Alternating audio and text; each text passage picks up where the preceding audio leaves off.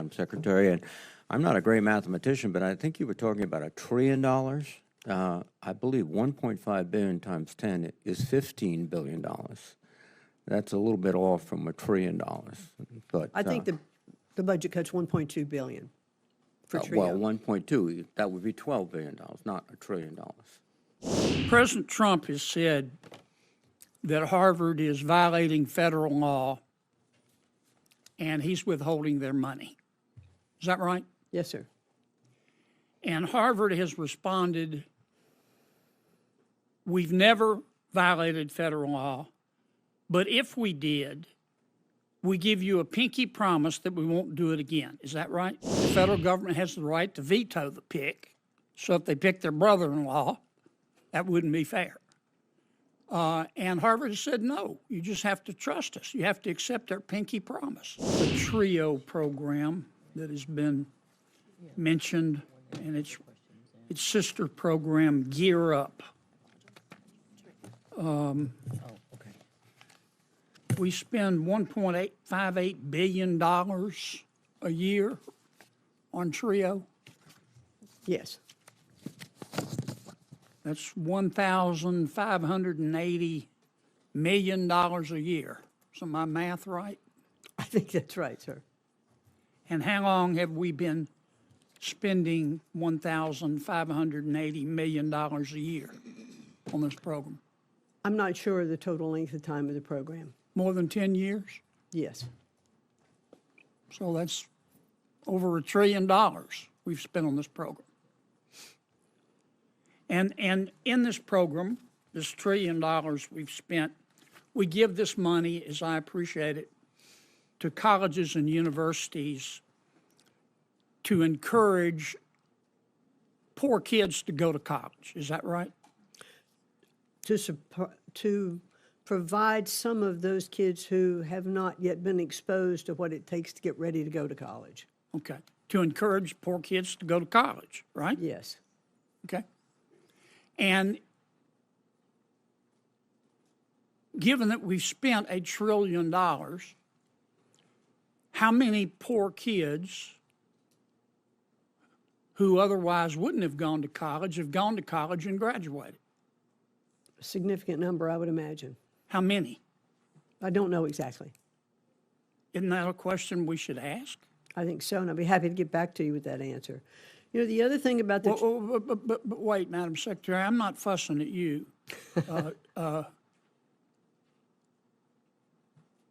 Do we have that number? I don't think so. I'm looking, we don't have it. I don't think so, because there is Well, if we were, so we've spent $1 trillion and we've given this money to universities and they're supposed to encourage poor kids to go to college. But we don't know how many poor kids went to college who otherwise wouldn't have gone to college and graduated, right? Correct. Well, what do your audits show? Well, that's the issue, and I mentioned it when I was Are you able to audit? We're not. We're not able to audit, and there are constraints against the TRIO program for its accountability. The other issue with... Well, but I'm sorry to cut you off, but I don't have much time. So we spent $1 trillion. We gave it to the colleges. We said encourage poor kids to go to college. We don't know how many kids went to college because you don't have the authority to audit. How do you know these universities are not just using the money to operate instead of encouraging poor kids to go to college? I'm not sure. You don't know how? No. Because you can't audit. Correct. You understand hope is not a strategy. Yes, sir. I mean, if you told the average American, we just spent $1 trillion of your money and we gave it to colleges and universities and we said encourage poor kids to go to college, but we don't know how many kids went to college who otherwise wouldn't have gone and who graduated. You understand the average American would ask us what planet we just parachuted in from, right?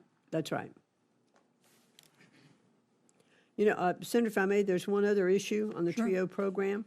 What we have found I'm going to is... run out of time. Oh, You can make it fast. Take your time back then. Let me ask you a question about our skirmish with Harvard, and I don't want to get into the merits. President Trump has said that Harvard is violating federal law and he's withholding their money. Is that right? Yes, sir.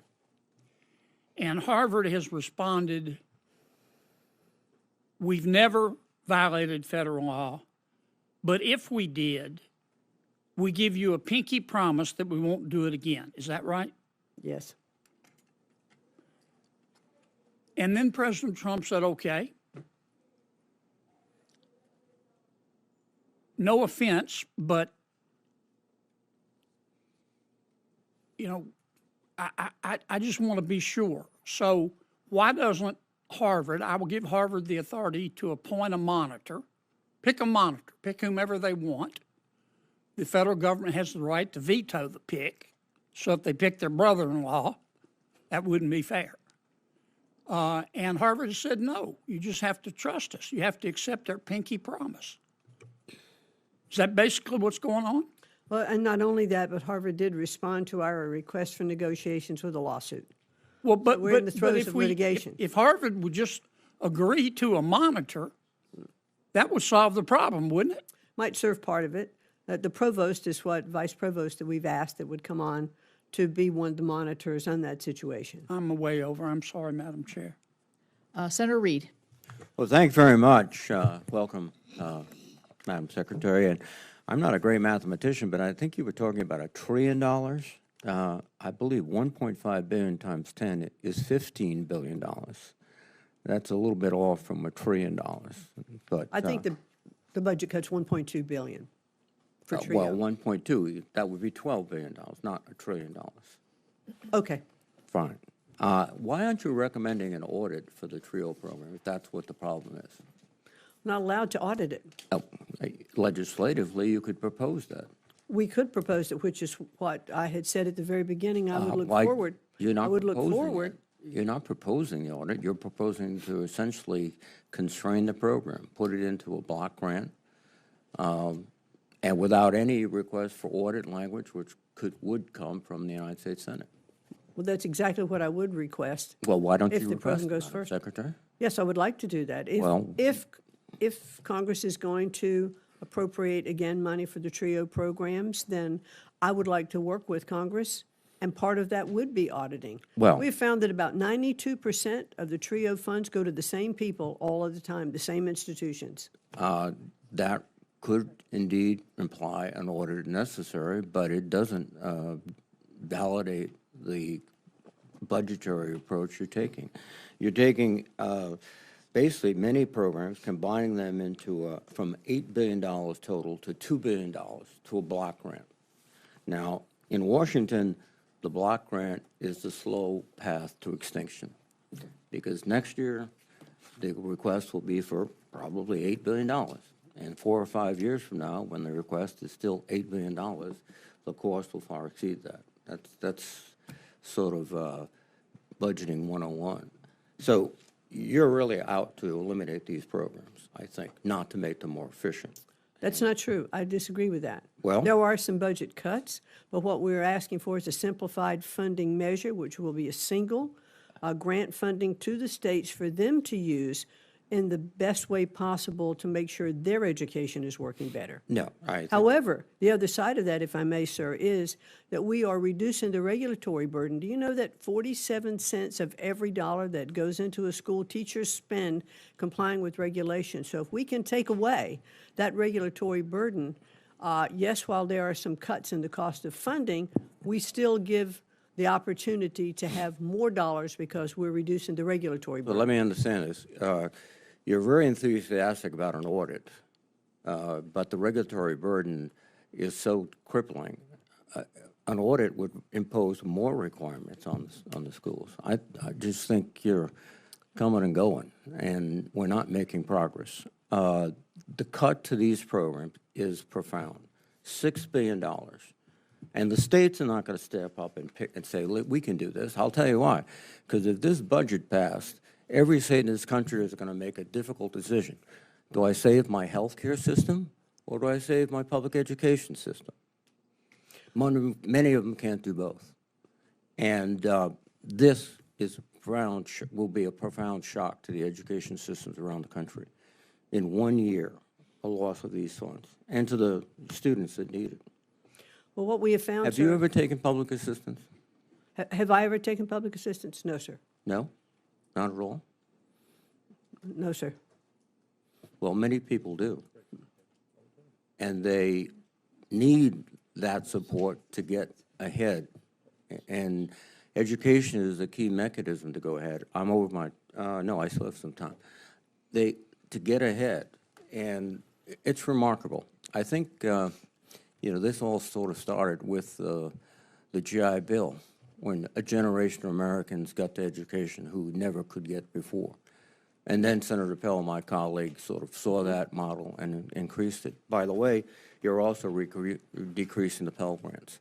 You're shrinking educational opportunity in the United States for a whole generation and more, and also shrinking our ability to compete internationally and globally, because I don't think the Chinese will slack off in their investments in education. Senator, I appreciate your comments. However, we have spent $3 trillion since 1980 on education in our country when this department was set up, and our scores have continued to go down. We are not doing something right. And your numbers are a little bit off on a number. We're going to have it's still a cut, but it's about a $4.5 billion cut, not $8 billion cut. Well, it's a significant cut. And to be more responsible. To be more responsible, your responsibility amounts to just surrendering. Sorry, sir? Surrendering. We have this crisis in education and literacy, all these factors. What we're going to do is pull back, let the states do it. No, we'll spend it more responsibly. I doubt it very seriously. Let's hope we do. Well, hope, as someone said, is not a plan. Thank you.